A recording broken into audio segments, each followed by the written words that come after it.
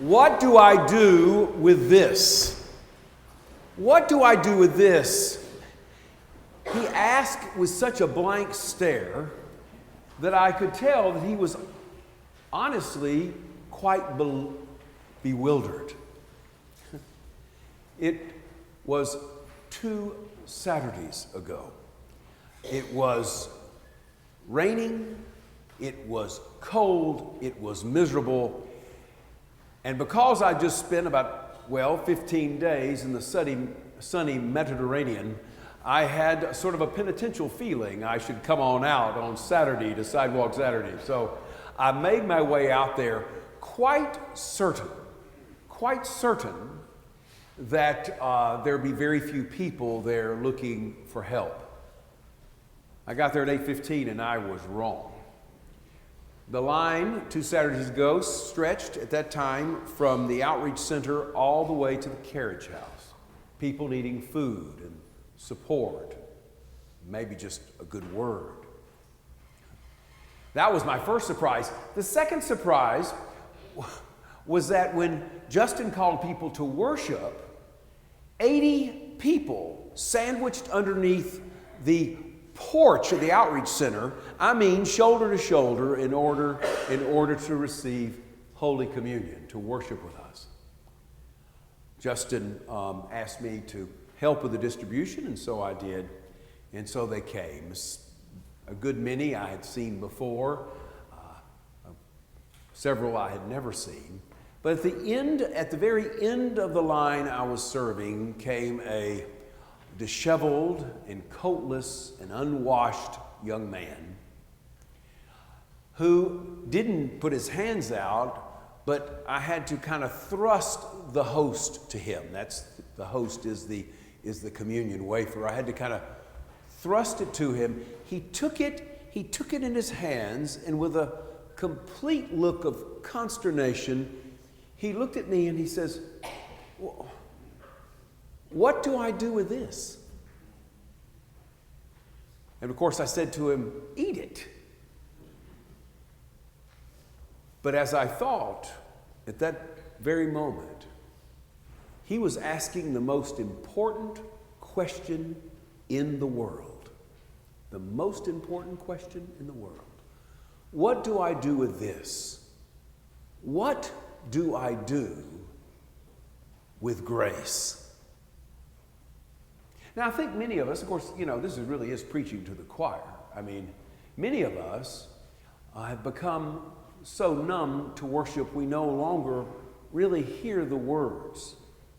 But remember, when whoever is presiding invites us to the altar to receive, they always say this: the gifts of God for the people of God.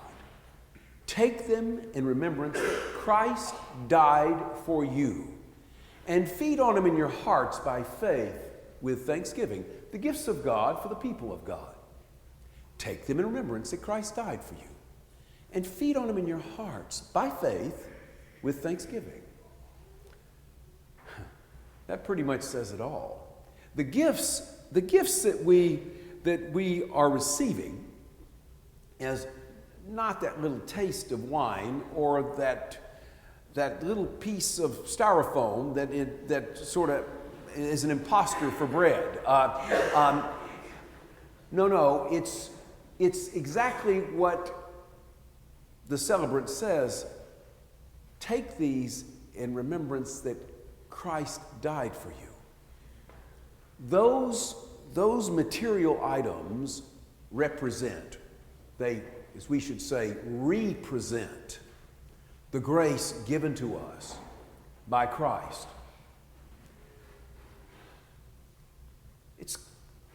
And then it says in the statement, we receive those, feed on these in your heart by faith.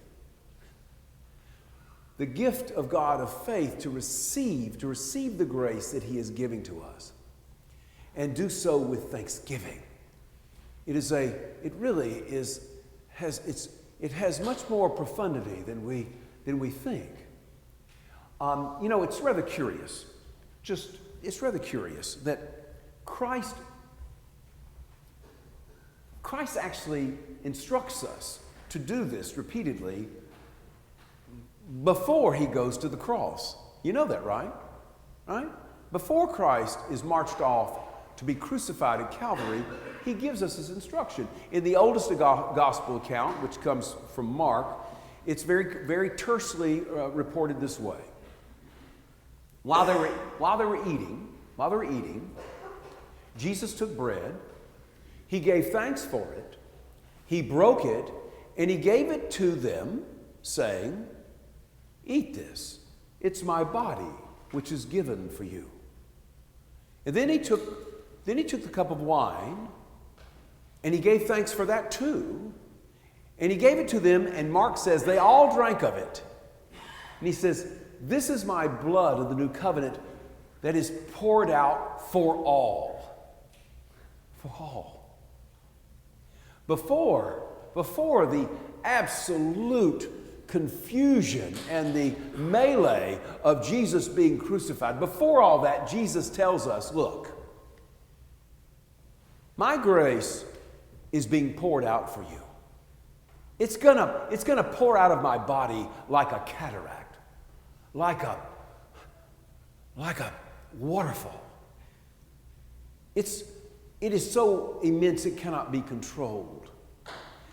And you may forget, though, from time to time that I've poured this grace on you. So when you come together, this is what I want you to do, this simple thing. But remember,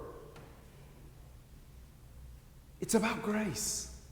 It's all about grace. And you know, those of us who think we're pretty nifty, I tell you, you can be humbled if you go worship with the Sidewalk Saturday bunch.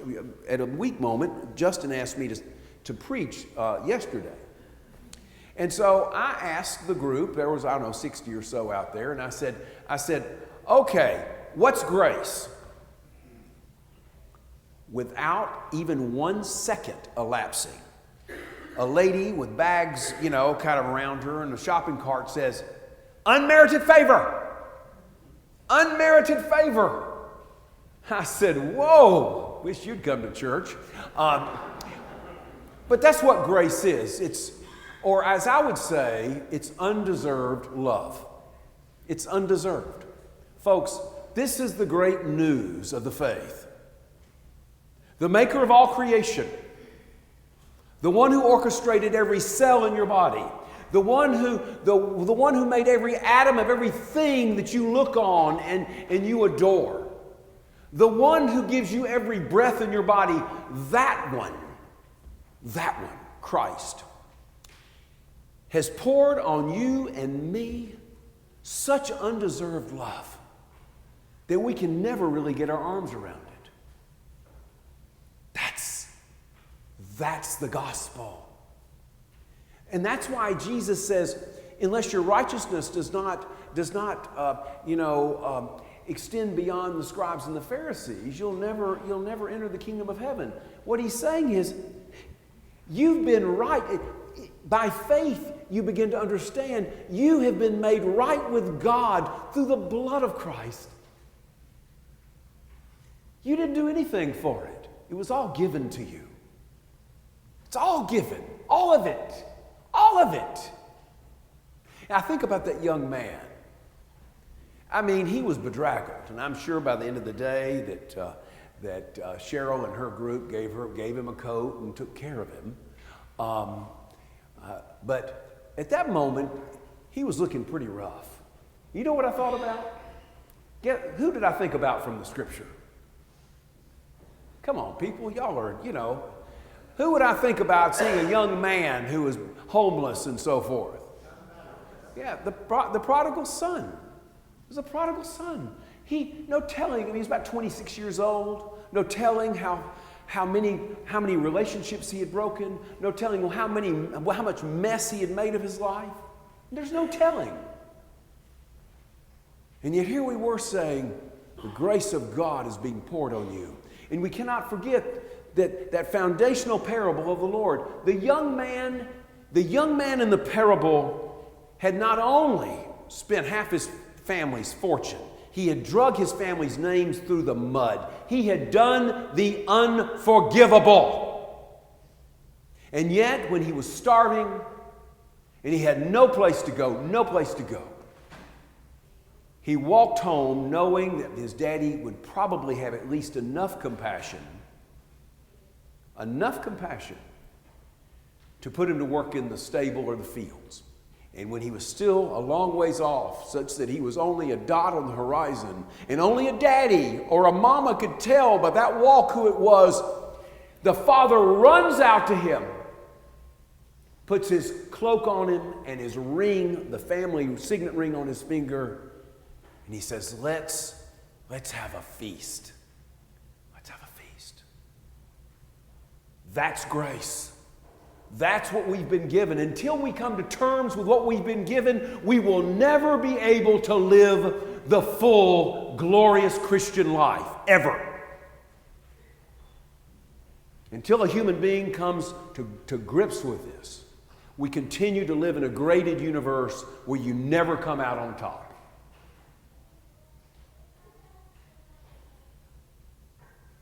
You know, you ask, the young man says, what do I do with this? Well, the first thing you do is you eat it. You feast on it. Did you remember this, that before we invite people to Eucharist, we have to break the bread in your presence. That is not something we can skip. We have to break it in your presence. And we break the bread, and we recite the lines of 1 Corinthians 5:7. Listen, the whole prayer book is just lifted from the Bible. Cranmer was just poetic in what he did. He just pulled lines from the Scripture. Christ our Passover is sacrificed for us. Therefore, let us keep the feast. Now, Christ our Passover is sacrificed for us. We all know about the first Passover. The people were enslaved in Egypt. They had no self-determination. They were miserable. They were economically, in trouble. They were told even to slaughter their firstborn sons. That was the case in Egypt, right? God hears their cry, and He is able to let them pass through the Red Sea so they could be free. That's the first Passover. And if you have Jewish friends and you're ever invited to a Seder meal, go, because it's a first-class celebration. It's a first-class celebration, the Seder meal. Well, folks, Paul's talking about the second Passover. He was a good Jew. He's talking about the second Passover, when Christ takes you and me through His blood from the slavery of sin and death, the slavery of being enamored to ourselves, the slavery of having to answer to the beck and call of powers that are oppressive. Christ takes us from that and sets us completely free. That's grace. Christ our Passover is sacrificed for us. Therefore, let us keep the feast. Let us keep the feast. And so, folks, we do the Passover celebration every time you walk in this building. We ought to be dancing down the aisle. We ought to be dancing down the aisle. It's interesting, too, that if you read 1 Corinthians 5:7, it's a beautiful passage that Thomas Cranmer loved. It goes something like this. Christ our Passover has been sacrificed for us, therefore let us keep the feast, not with the old leaven, the leaven of malice and evil, but with the unleavened bread of sincerity and truth. I know that because Cranmer in 1549 put that to a hymn. He turned it to music. And it became what we know as the Pascha Nostrum. And he said, this is the first thing I want people to sing on Easter morning. It's the first thing I want to come off their lips. There's a new Passover. Kay and I say that every day of Easter. It's on page 83 of the prayer book if you want to see it. Cranmer's work is pretty enduring. We're to keep the feast. And, I asked the Sidewalk Saturday bunch yesterday, I said, hey, do you believe you are what you eat? And oh man, yeah, absolutely. Yeah, well, you are what you eat or what you don't eat. And I said, we take in grace. By faith, we take in grace and we become salt, right? We become salty Christians. But if salt has lost its saltiness, if we become a stuffed shirt, judgmental and brittle, and we've lost that joy, we're not much use to the Lord. In fact, we're not much use to anybody. You're the light of the world. A city built on a hill cannot be hid. Who in the world would light a lamp and put it under a bucket when you're supposed to put it on a lampstand so everyone can see the light of what you do and give glory to your Father in heaven? That's who we are. Let me make this promise to you. It won't come to you as any surprise whatsoever.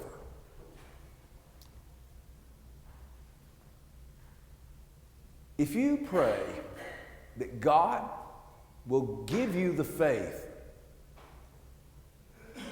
to realize His grace, if you pray for that, Lord, please help me, whatever you got to do, Lord, get the barriers down in my knucklehead life.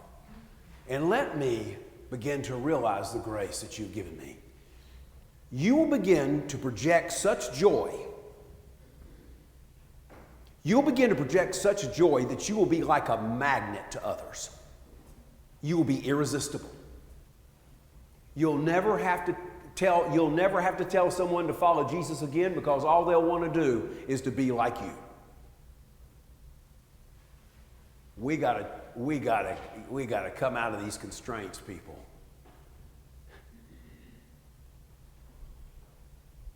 And exude the grace we've been given. It was interesting that I was reading some of the diaries of Martin Luther this week, and he was so miserable before he realized grace. At one point in his diary, he writes this: I know we have a loving God and a righteous God who judges those who are in error. He says, but I despise him. I despise him. Why did he write that? Because he knew no way to get right with God. He was told all that he was doing wrong, and all the gymnastics he was supposed to be doing to try to live the righteous life, and he couldn't do it. Neither can you. Certainly neither can I. You cannot do it. I do not care how many wonderful things the society says about you, how many accolades you get. You cannot live a righteous life without the one who's truly righteous giving you the grace to do it. You cannot. When Martin Luther understood that, he started a small little movement. Let's see, they call it the Reformation. And they said he's already a university professor. He started teaching in a way that was just magnetic. He went through the book of Romans, then he went through the Psalms, then he went through Galatians, and people were just enamored. But who is this guy who's teaching us? And people wanted to be like him, just like they'll want to be like you. Just like they'll want to be like you. Receive the grace you've been given, and your children will rise up and call you blessed. Receive the grace that's been given you, and your employees will go, my goodness, where did the grouch go? Receive the grace you've been given, and it will heal your marriage. Receive the grace you've been given, and your relationship with your adult children will change. That's a fact. I'll end with my favorite reformer, who was not even a Protestant. He was Ignatius of Loyola. We studied him in Wednesday night small groups this week. And Ignatius was an interesting guy. He really thought he could kind of manufacture the complete man, and other human and his buddies and God would think he was pretty nifty. So he went into the military. I tried that, but he bought himself all these extra uniforms and capes. And he learned to dance real well. And so women just were gaga over him, you know, and he started having a lot of, well, liaisons. Then a cannonball hit him, literally, and smashed his leg. And he was put up, he was off his feet for months. And someone gave him a book, The Life of Christ. And in that book, he realized what grace was. And, of course, it changed his life. He's the one who founded the Society of Jesus, the Jesuits. But the most important thing is he started going to Holy Communion. He started going to Holy Eucharist. And he would cry through the whole service. I mean, he would just bawl. I mean, just... And finally his doctor said, Ignatius, you got to quit going to church. He says, you're going to go blind. And Ignatius said to his physician, oh, no, sir. No, sir. I'm finally beginning to see what grace is for.